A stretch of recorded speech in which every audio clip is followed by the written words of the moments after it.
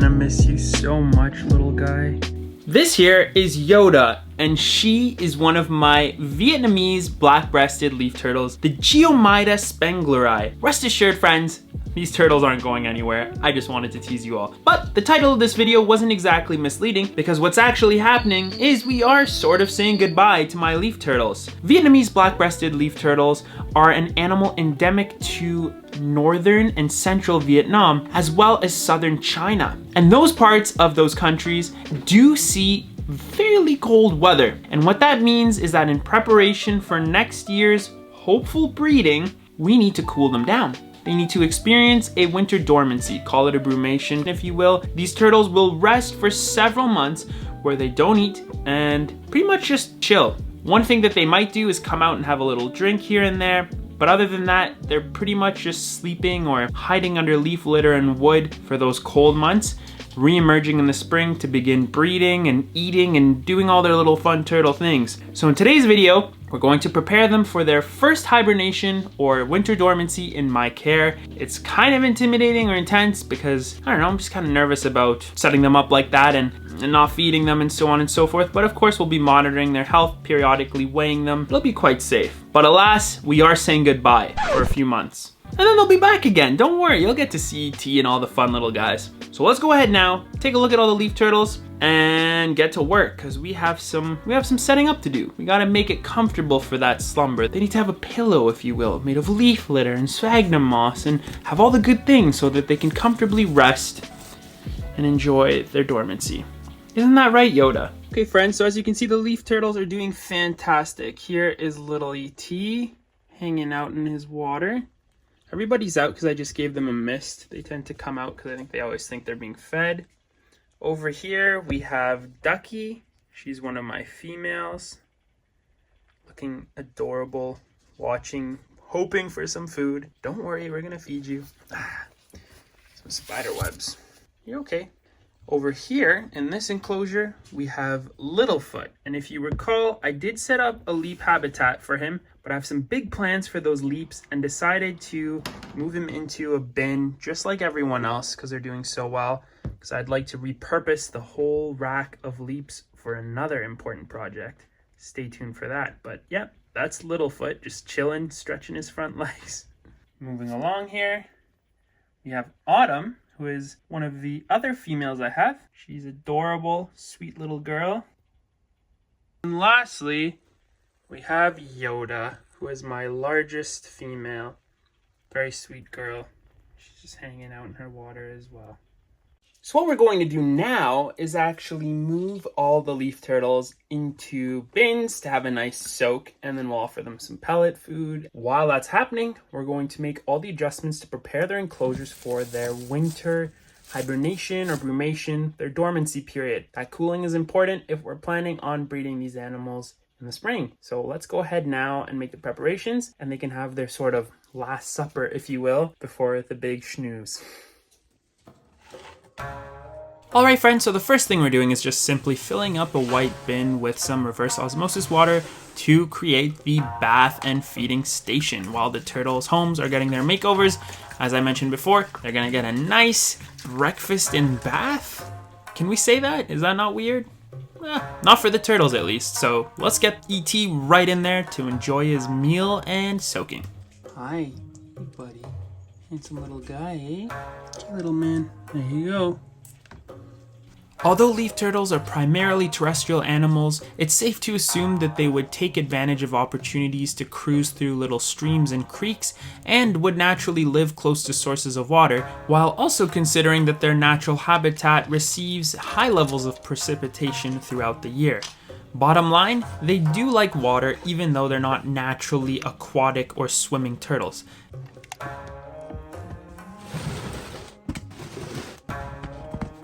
First thing we're going to do is remove the water dish so that we have easy access to the surface area of the floor space to add our leaf litter. Funny enough, the water dishes had just been cleaned the night before, so I decided to just pour the water into the substrate to help with hydrating it. I proceeded to remove ET's cuttlefish bone, something I offer all my leaf turtles to help gnaw down their beak and keep it well trimmed. And now it's time to winterize their enclosure. We have some loose sphagnum strands, it's moistened, and here is a bag of leaf litter that I collected and treated. It should be ready to go and make the habitat suitable for the winter dormancy period. Let's get to work. First thing we're doing is placing down that sphagnum moss under his hide to offer a suitable cushioned sleeping area.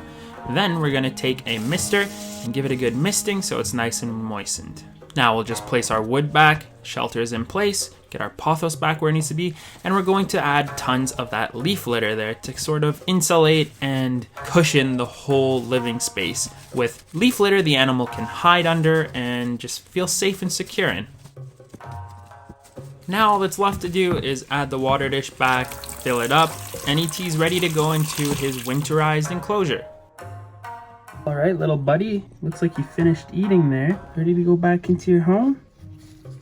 Yeah, look at this cutie. Okay, let's get you home, buddy. There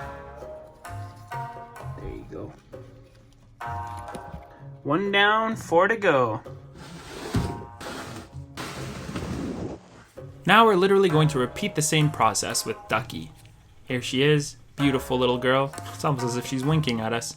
Let's get her into her bath and give her some delicious food.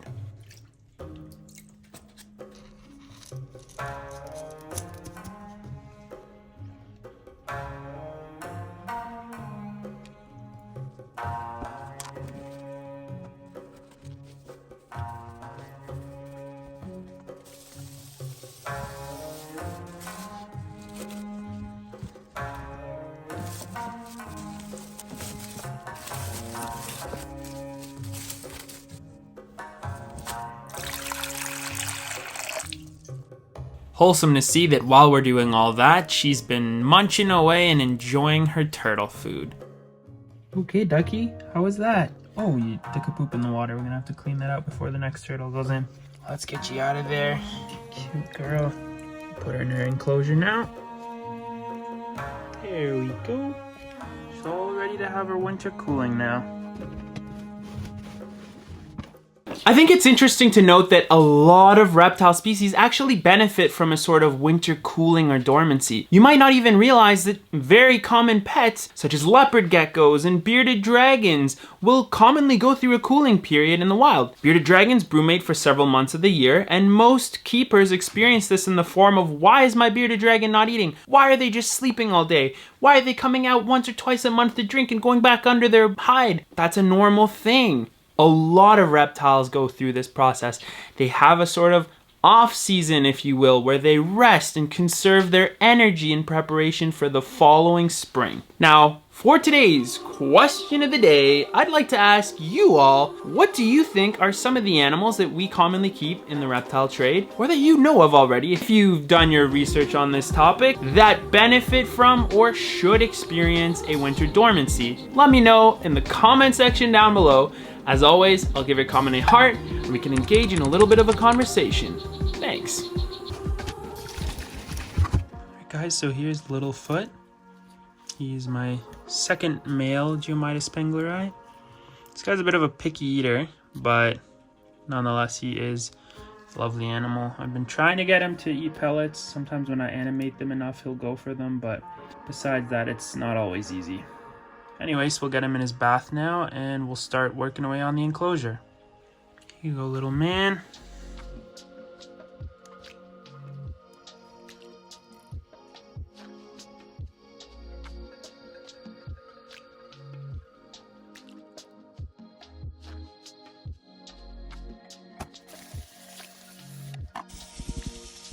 All right, little buddy. Time to go back.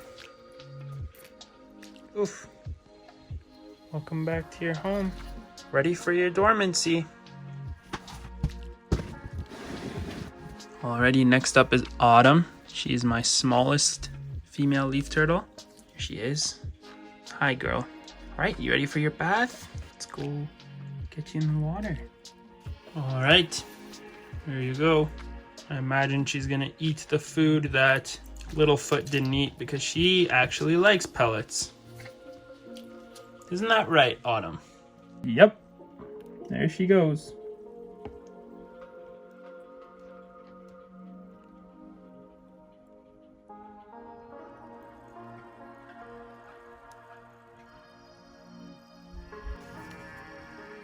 Watching my turtles wander around and chase floating pellets is pretty wholesome, and I think it's safe to say it's a form of food enrichment. Because of the food floating, it tends to drift away from them and they have to chase it a little bit.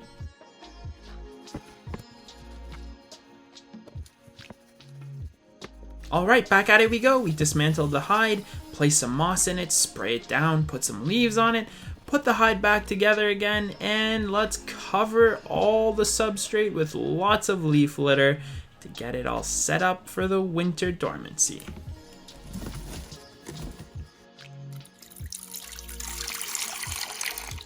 Alright everybody, here's little Autumn. Hey Autumn, you ready to go back home? Let's get you back in your enclosure, yeah? There you go, girl.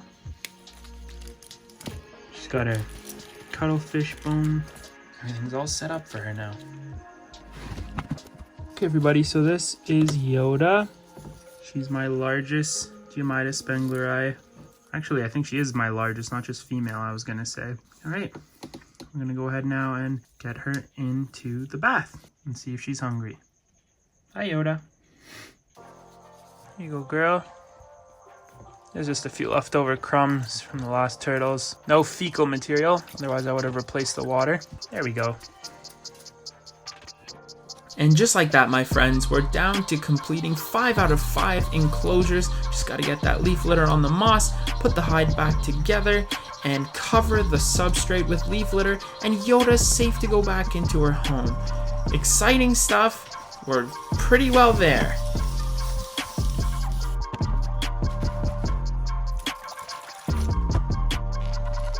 When it comes to having a great appetite, I gotta say probably E.T. and Yoda are the best at finishing their food. They're always eager to eat. Just gotta make sure they're not overweight though. Easy to do with turtles. Alright. Okay Yoda, time to go home. Hope you enjoyed your meal. Alright, here she is. Put her in her enclosure. Hopefully she'll get situated in here. I think it looks great. Set up and ready. It's ready for her to go to sleep for quite some time. So now what I'm doing is going around my home, measuring the temperature on the floor in different parts of the house to find somewhere in the low 60s Fahrenheit that I can leave all the leaf turtle enclosures for 3 to 4 months so that they can have a nice dormancy. My plan is to probably have them be dormant in the cold temperatures till about March or so, at which time I'll pull them out and bring them back into the reptile room so that the temperature gradually goes back up to the normal mid to high 70s that they like to be at.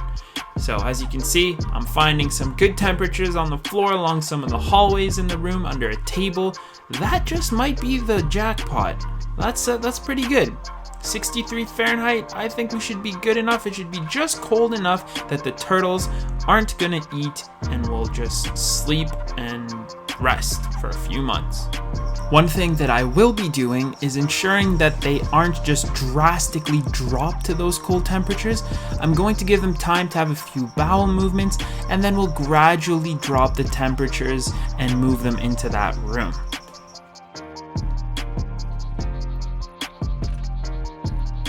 I also want to take a quick moment to sincerely thank Anthony Pierre-Leone, not just for always being around to answer my questions in regards to keeping these amazing little turtles, but also for writing this incredible piece of literature, which is without a doubt the best book you can purchase on their care and natural history. So if you're interested in purchasing this book, there is a link in the video description to get your own copies there. Support Anthony and everything he does. But it's a fantastic book. Very, very good. All right, everybody, there you have it. I sincerely hope you enjoyed watching today's video. I'm gonna miss those leaf turtles. We're not gonna see them for quite a few months. I'll try and maybe do a little update here and there and show you how they're doing. Maybe when we do weigh-ins so that you guys can still see them. Because periodically I will be pulling them out of their sleep or whatever and just checking in on them, because again, it's not like a full-blown hibernation. They don't go into freezing weather and have to shut down their whole body. They just go kind of dormant and hide They'll have access to water because periodically they'll wake up and go drink and keep themselves hydrated, that sort of thing. So it won't be too disruptive, but it will ensure that they're not losing too much weight and they're not in an unhealthy state. This is exciting, gonna miss them. I hope you enjoyed watching the process, and I can't wait to see you all in the next video. It's gonna be a fun one. Lots of exciting news coming up with Project Mini Dragons and some really cool frogs. So those are some of the upcoming videos. Stay tuned for that. And if you want to see more videos pertaining to keeping black-breasted leaf turtles, check out the playlist up above. Take care, everybody. Bye. I'm gonna miss you, E.T. Those googly eyes. That little run. Fastest turtle I know. Oh, is this still recording? Shoot.